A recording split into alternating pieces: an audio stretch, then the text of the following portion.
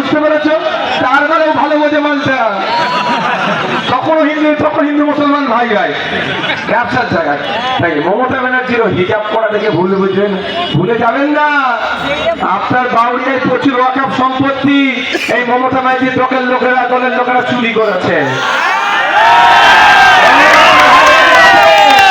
অনেক ওয়াকফ সম্পত্তি মমতা ব্যানার্জির দলের লোকেরা লুটে নিয়েছে। তাই মোদির সাথে সেটিং করে ওয়াকফ সংশোধনী আইন মেনে নিয়েছে। আর আমি বলে যাই, আপনার বাপদাদের কবরটা যে এখনো সুরক্ষিত আছে, তথা মাদ্রাসা মসজিদ ওয়াকফ সম্পত্তিতে এখনো সুরক্ষিত আছে, মমতা ব্যানার্জির করা মামলাতে নয়, এই নওশাদ সিদ্দিকীর করার মামলার জন্য। আমাদের মতো বুদ্ধিকার মানুষ মামলা করেছে বলে এখনো মোদীকে আমরা আটকাতে পেরেছি আইন।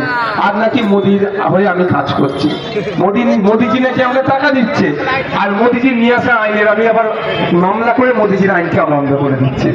বুঝতে পারছেন বন্ধুগণ? আপনাদের বলে যাই, আসুন আমাদের হাতকে শক্ত করুন।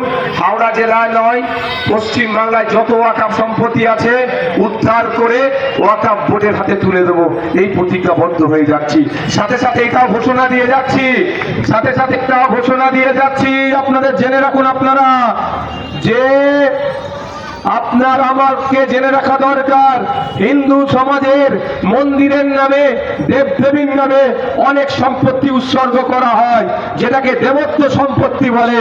মমতা ব্যানার্জির আমলে ফেক দলিল বানিয়ে, ডুপ্লিকেট দলিল বানিয়ে সেই দেবত্ব সম্পত্তিগুলো লুট করা হয়েছে। তাই আগামী দিনে আইএসএফ বামপন্থীদের হাতকে শক্ত করুন। ইভিএম মেশিনের 4 নম্বর